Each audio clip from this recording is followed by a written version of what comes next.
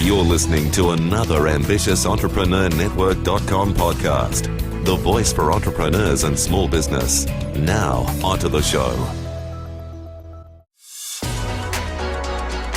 You're listening to the award-winning podcast, The Ambitious Entrepreneur Show, featuring business leaders to help you navigate a constantly changing marketplace. Want to become known as a trusted authority while building a thriving business you love? The Ambitious Entrepreneur Show will show you how. Here's your host, Annemarie Cross.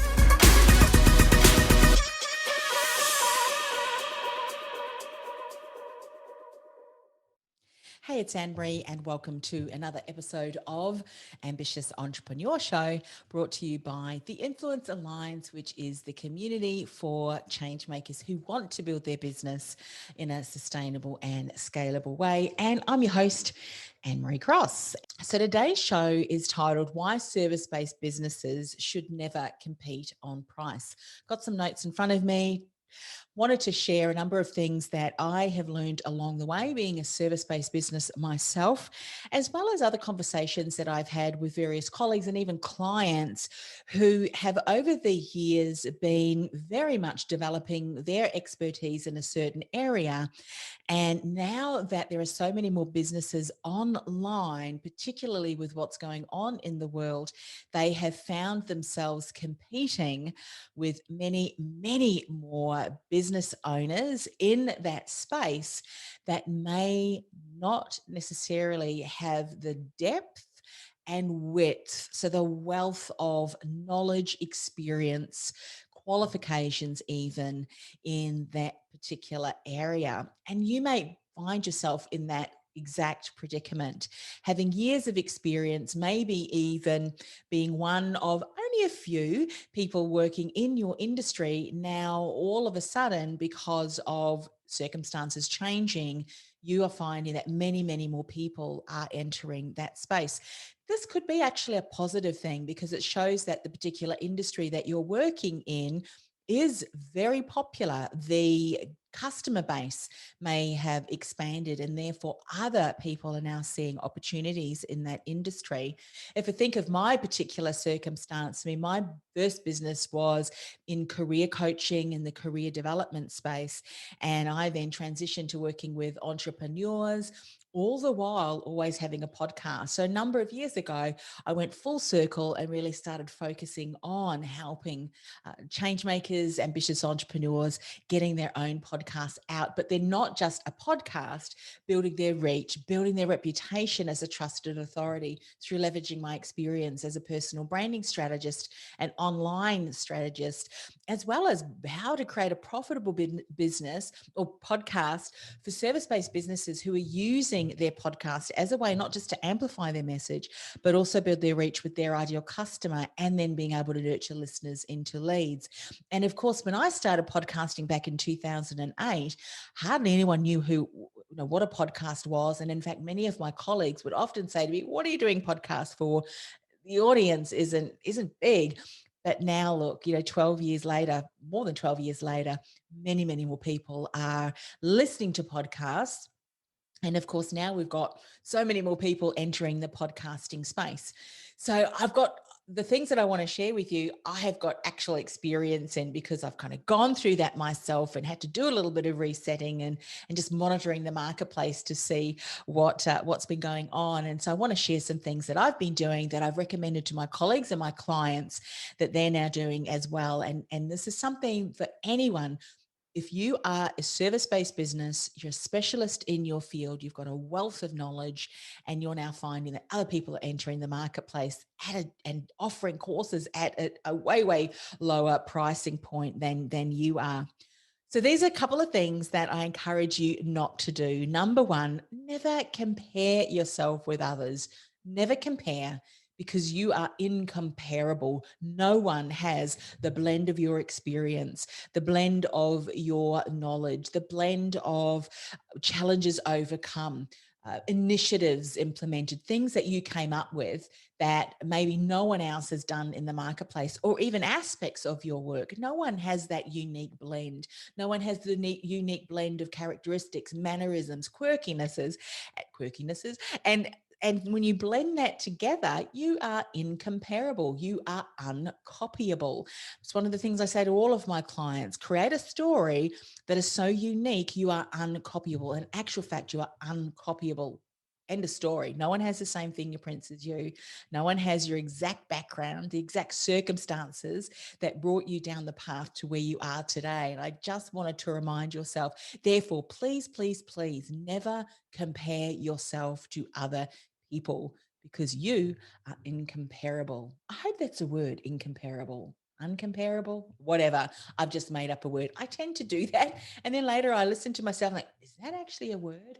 Well, if not, it should be. There you go. Second, never compete. Never compete. How can you compete with someone that doesn't have your background, your knowledge, your expertise, the passion for the work that you have, your unique gifts and skills and talents and strengths? You just can't compete. They can't compete with you, and you should not compete with them, because as soon as you start to even compare and try and compete, and I don't say this to downplay anyone else, but you actually bring yourself down. And this is in the instance of your self-worth and self-confidence, because again, you are unique. No one is like you. And the time that you start to compete against others, I think you completely diminish all of the things that make you you. And no one can be you and do you like you. So don't compete. Another thing that I want to talk about competition is there really is no such thing as competition. I mean, if you want to compete with someone, make that the person who you were yesterday, last week, last month.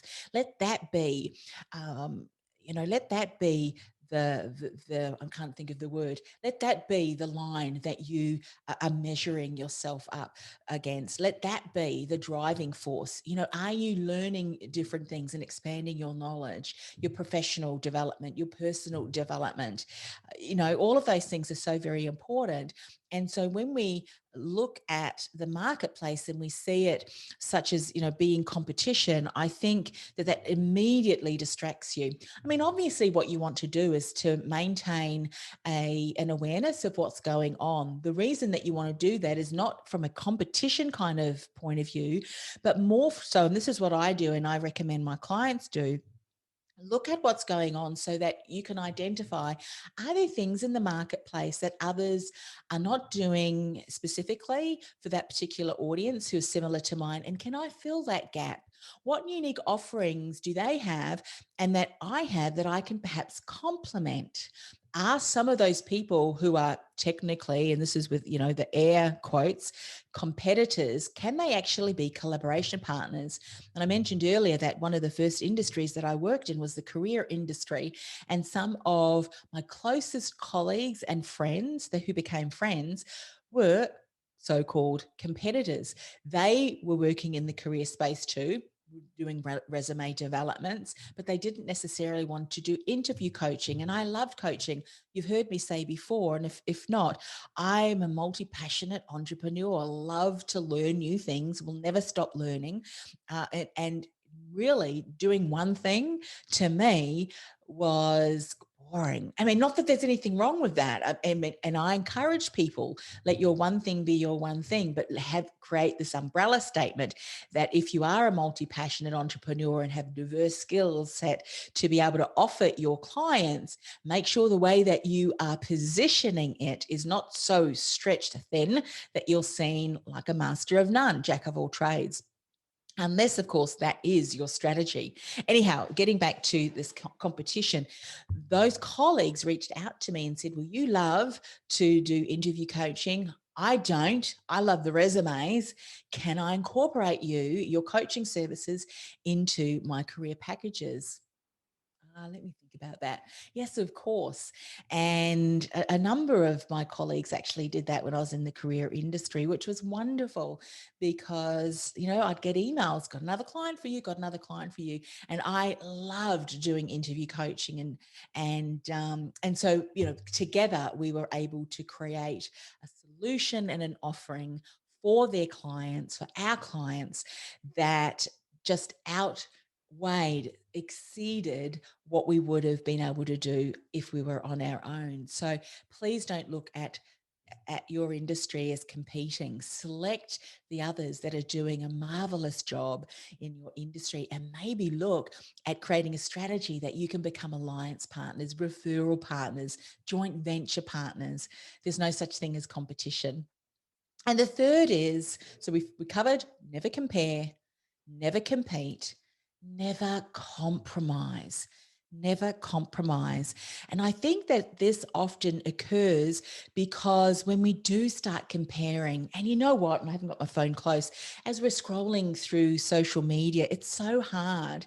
Oh, look at what she's doing. Oh, she just looks fantastic. As we're kind of getting a little bit older in years, and these young, beautiful young women, and age should not be a factor. I'm just saying that just as an example, we look at what others are doing and we think, oh, how can I even compete against that? Can I tell you that there is a market, there is an ideal client waiting for you to bring your expertise, your knowledge in your quirky style, whatever that may be. So don't hide it, because the person who's waiting for you to launch, to share that content, will never get past their stuckness if you're not out there sharing.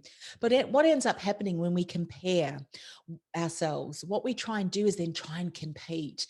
And it really comes from a core, if you will, or a driving force of scarcity, because you feel like you're not enough. You feel like if you don't compete and do different things, compromise on who you are and what you have to offer, there's no way that you can really position yourself in the market, which is just not true. It's just not true. And you don't want to compromise, because it's not a nice feeling in that pit of your gut when you always feel like you're not good enough, or you have to do this, I have to do that to be found, I have to do that to be heard.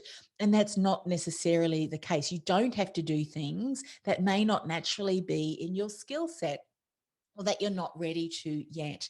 So those are three things that I want to encourage you not to do. Never compare, never compete, never compromise.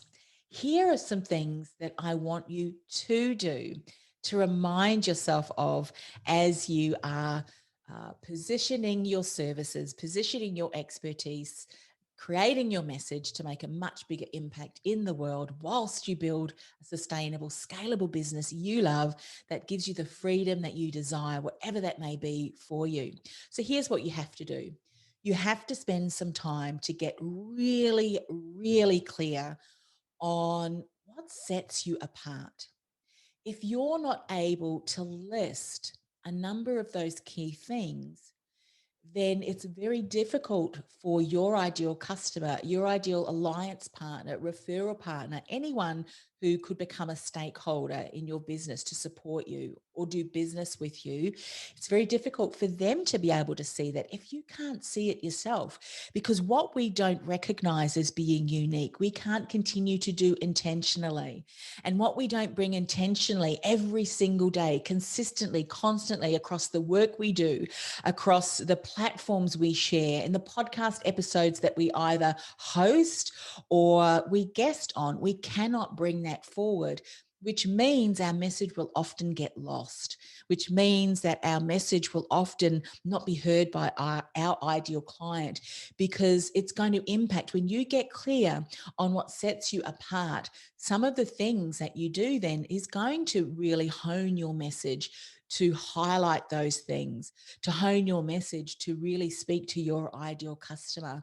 And when you're not doing that consistently, that's often when your message gets lost, because there's so much more noise online now. So get clearer, get really clear on what sets you apart, such as your experience, your qualifications, your successes, your achievements, problems and challenges that you've overcome. Let's talk about experience, qualifications, successes, achievements, problems, and challenges that you've overcome. A combination of those things enables you to share your expertise, sort of the topic, with a depth and richness that no one else will bring to the market.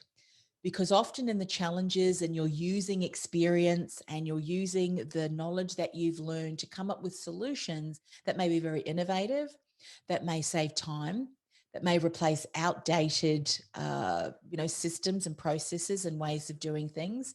And that's great. That's your unique IP, and you need to be incorporating that into your work. You need to be sharing that across your messages and how you're reaching out to people. Very, very important.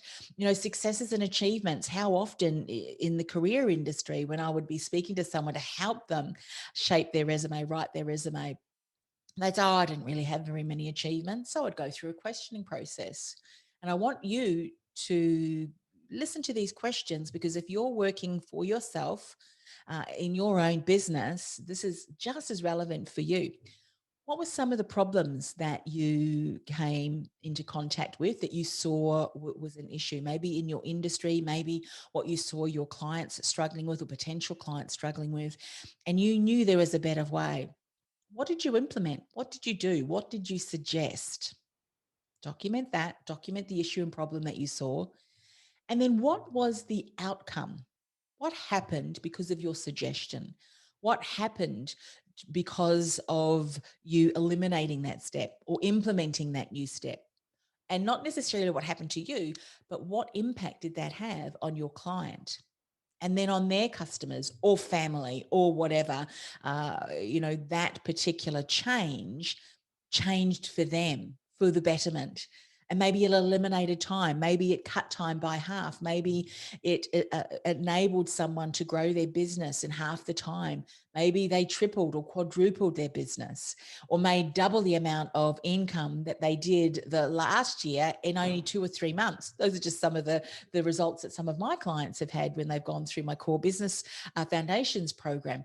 I want you to identify what are some of those challenges that you've overcome, that you've helped clients overcome. All of those stories and examples can become case studies that you share. And the reason that I'm getting you to do that now is as a reminder of the things that you have achieved, and why, as that expert, that service-based business owner who's providing expertise in that particular area in the marketplace, should never compare, should never compete, and should never compromise on the services that you are offering. Also, too, is that time. And I know for a number of you, you've been in industry for a while. And this is something else that I often hear from people. Annemarie, am I too old? Am I too old to enter the marketplace? Because we've got some of these young people who know all about social media. They're all over it. Am I even relevant to the marketplace anymore? Am I even relevant to the marketplace? Can I say to you, if that is you, if you're entering a marketplace and you're thinking, goodness, am I too old? When I see these, young entrepreneurs entering the market who just seem to be all over social and sharing and all of that stuff. Can I tell you that time, TIME, develops a level of experience, maturity, and character that cannot be bought in a course, that cannot be brought forward in a customer relationship uh, after a 7-week whatever time frame. It can only be brought forward after years and years of boots on the ground. There are things that you could learn, that some people learn even if they're just coming from uni. There are things that you learn through being in the environment in and of itself that you just cannot get in a book, in a theory. Now, I'm not poo-pooing theory, and I'm not poo-pooing university and all that kind of stuff, but I'm just reiterating and reminding you that the level of knowledge and experience that you have has only come about because of the number of years of experience that you have had. And the maturity that you have would enable you to even work and be a mentor to some of those young people that are coming through. But it also means that you are able, through hindsight, through your ability to know what's happened in the past and how you'd address that, and looking a little bit, in the future, having a bit of foresight, because hindsight often provides the insight that will provide foresight for how to approach something that can only be achieved through years of experience. So what you need to do firstly is to come to the realization that you're not too old. You're not competing, you're not comparing, and therefore you should not compromise. But rather, you should look at how you can incorporate all of those things to and communicate that in a very subtle but strong way, because you are going to be able to help people save time, save money, save heartache, save having to go through all of the challenges, because you, I'm no doubt, have walked through that before, so that they don't have to. And you've probably created systems and processes and little techniques that only you can through the experience. I just wanted to remind you of that. So please do not compare, do not compete, do not compromise. Build that up and incorporate that into your programs and services. Something else too that no one can copy, and I mentioned it before, it's your character, your mannerisms, your wacky sense of humor, your ability to communicate, your ability to listen, your ability to draw something out that perhaps people have not been able to see. And that's something that your ideal client is looking for, depending on the industry.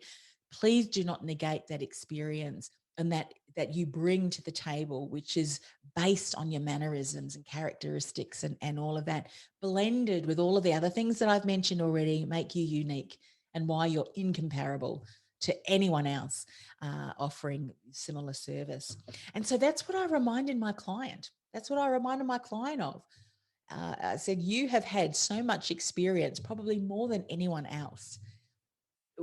You're not competing against them, because you're building in an even richer uh, process within your particular offering. And not only are you offering what some of the other people in the market, you're offering something that your ideal client doesn't even know that they need, which is why so many experts or specialists still feel like the world's best kept secret, because you are trying to compete to the level of what your ideal you call competitors, in quote air quotes, what others in your industry are sharing and what they're speaking against. Don't compete. Start to educate your market on what they don't know. There's a strategy around that, of course, that I can help you with that. I'll share a little bit later how you can join the Influence Alliance if that's something that this is something that you're struggling with. We can certainly help you. But there's a way that you bring that forward, and that is where you're showcasing your thought leadership, the things that you've come up with and that you've realized are so important that maybe your entire industry is just hasn't even realized yet. And that's the kind of thing that you want to bring into your content and the programs that you are offering. And no one is going to know that you do that if you don't communicate that. No one is going to know that you do that, that there's different areas that they don't even know that they don't know. And that might be the exact reason why they're continuing to be stuck. So you know that your ideal client could invest with some of the other solutions in the marketplace, but they're still going to be nowhere closer to their goals because they're step 2, 3, 4, and 5 that they haven't implemented. But that's exactly why they need to hire you. You need to communicate that so that they are understanding of that. That's what I shared to my client. Similarly, if we think of me with podcasting, so many more people are coming into the podcasting space. But I know, as a service-based business who has, a number of people that are looking at what you're doing, kind of stalking you, everybody that you deal with is going to have a different buying cycle, is going to have different triggers and information that they need to be able to get them along the buyer's journey. And what people don't realize is that, unless they've had experience with podcasting, and as I said, I've had podcasts since 2008, and before that I was even using audio as part of the way that I communicated my brand and my career practice. I realized that you could nurture these listeners into customers far more quickly, if there were some certain parameters in place. And of course, that's what I teach. And I only teach that because it's something that I recognize, that I observed in my work when people would reach out. And then I started investigating a little bit more, did a bit more research to see, is this repeatable and is this something that others can implement? And yes, they can. Therefore, that is why I incorporate that into my 90-day idea to launch your thought leader podcast. And the way that we set that up, there are just a lot of different parameters within that I teach that no one else teaches, because I've had thousands of interviews. I've lost count of the amount of interviews that I've done. I also know how to communicate with different communication styles, how to set up your call so that from the beginning of the interview right to the end, you create a compelling storyline that keeps your audience engaged. That's the kind of thing that I train within my courses, because I know that my clients may not even be aware that that's so important. They may think, hey, just plug the microphone in and I'm just going to start asking questions and there's a beginning, a middle, and an end. Well, they don't know what they don't know. So I'm just saying this as an example to really continue to bring home that you too have unique aspects, some key things that you can start to bring out into your story, into your content, into your message. But if you don't know what that is, your ideal client and your community aren't going to know what that is either. Okay, enough of that. So that's the first one. Get clearer on what sets you apart. Secondly, get clear on your ideal client and speak to them. Not everyone, speak to them. If you speak to everyone, you speak to no one. If you think of my client, she was very much working with coaches and consultants who have had a body of knowledge and expertise. In actual fact, my client, she helps. If you're looking for someone who is a thought leader in the area of bringing your knowledge online, as in a course, but not just any course, that course that transforms the life of your customer, that course that positions you as that thought leader in your industry and that you really can build your business on, let me know and I'll connect the two of you. But as she started realizing, I don't just work with anyone. I mean, she can, but her message is honed to speak to those people who have that body of knowledge. They just don't want to buy a $27 course and throw anything together. Who wants to do that? It's just not any course. It's that course. It's the course that is going to change the lives of client, that is going to be seen as a trusted authority, and that course that course in the industry that is highly recommended as one of the courses that you need to invest in. And that's a different level of clientele. Not everyone wants that, and that's okay. But know who your ideal client is, what he or she is looking for, the outcome that they want, the gaps that they are stuck with, and be the solution for that. And then the rest is history, as they say. Similarly with me, with my podcasting, whilst I can help anyone launch a podcast, my ideal client is not just anyone. My ideal client's a change maker, an innovator. He challenges the status quo, ambitious, driven, way ahead of their industry. And even though because of that, they're struggling to communicate that. They feel like the world's best kept secret. Oh, there goes someone else. We've got, a third of the experience that I have, and there they are. They're getting all the interviews. They're getting all the accolades. And they know that what that person is teaching in the industry is only a third of what their ideal clients really needs to know. That's my ideal client who I can help get out there, elevate, so that they can make a much bigger difference in the world with their message, because that is what that really drives them. That's what really drives them. So you need to get clear. You need to get clear on what is going to capture the attention, their attention. You need to be so clear on that, and then bring that forward in each and every way and method that you're using to communicate your brand. And lastly, make a decision and commit to it 110%. And I'll put my hand up to say that I am the first person I know, even years ago, that I would get distracted chasing the next bright, shiny object. One of those bright, shiny objects 12 years ago was a podcast, mind you. So to all those mentors who said to me back then, is that really a good idea?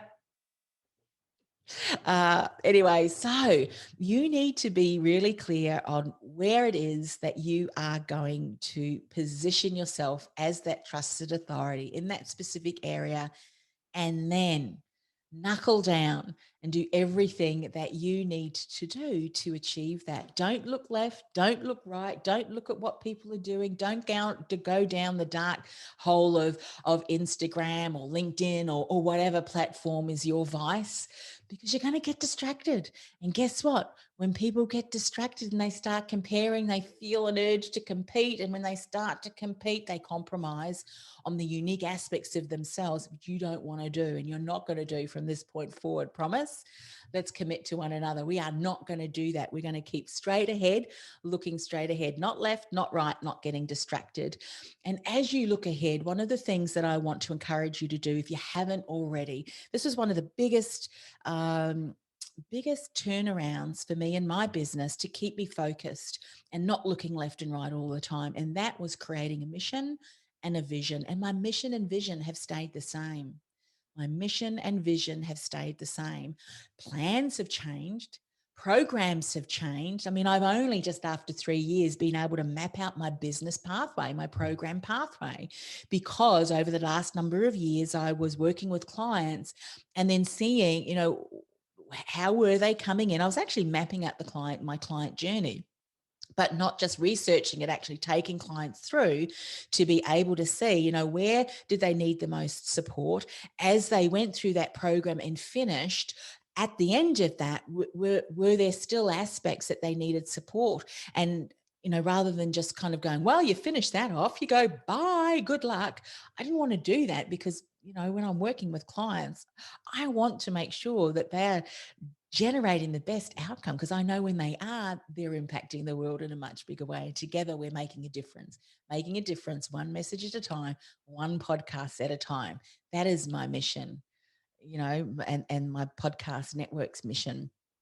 And so I knew that I needed to be mindful of that and have created a program pathway now that I know that with what we're offering here, I'm offering that I'm able to support clients no matter what stage that they're at in their business and no matter what support that they need. And there's, all of that sequencing. And the reason I'm sharing that is because you need to have a mission and a vision. You need to understand, who is my ideal client? What is their customer journey?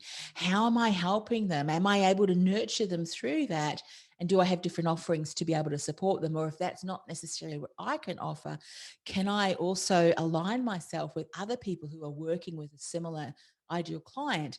And together we can make sure we can create an environment where we can reciprocate business, where we can share our clients, so that when I'm finished with a client, I've got someone, a trusted partner or a trusted referral alliance partner that I can then, send my client to, because I know they're going to get that consistent level of integrity and excellence in their work. And so that's what you need to do, because when you have that vision and that mission and those intentional steps that you're taking to build your business, the right steps, the right support, the right community, that is when you take purposeful, intentional action and begin to see your business grow steadily. So much so that you won't even have time to compare. You won't even have time to compete. In fact, you're probably already working with some of the people. You might have even taken some businesses on and brought them on board. So, to join your team so that you can provide an even, more robust service offering to your customers. And you certainly won't be compromising on what you're doing because you're trying to compete. You're incomparable. No one has the journey. No one has your unique combination of gifts, strengths, talents, background, experience, mannerisms, characteristics. Only you. And once you understand that and you do do some of the steps and insights and tips that I shared today, that is when you really start to make an impact. You become known as that trusted authority. You've got awesome clients who are stepping forward and saying, hey, love your work, been seeing you, hearing you. If you do launch a podcast, love how you engage, love your content. How can we work with you? That's what happens. So I hope that was helpful. Just a reminder, never compare because you're incomparable. Never compete, never compromise. Get clear on what sets you apart. Get clear on your ideal client and speak to them in every single piece of content that you release, that you share, and make a decision and commit to it 110%. Now, by the way, if you're looking for the right steps, the right support, the right community, think of joining my membership program, which is the business building community for change makers who want to build a sustainable, scalable business they love, to give you the freedom and the projects that you want to get your fingers on, your fingers around and get working on. theinfluencealliance.com. Would love to see you there and hope this was helpful. Let me know, in the comments or whatever platform you are listening to this or watching this from, what's the greatest aha? What's the action step that you're going to take in the next 24 hours to take action on that insight? And what are you going to remind yourself of the next time that feeling, in the pit of your gut starts to raise her or his ugly head almost? What are you going to remind yourself of so that that inner critic doesn't raise his or her ugly head anymore?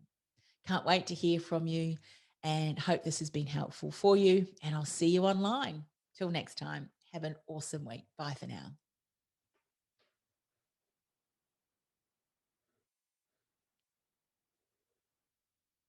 This podcast is brought to you by theinfluencealliance.com.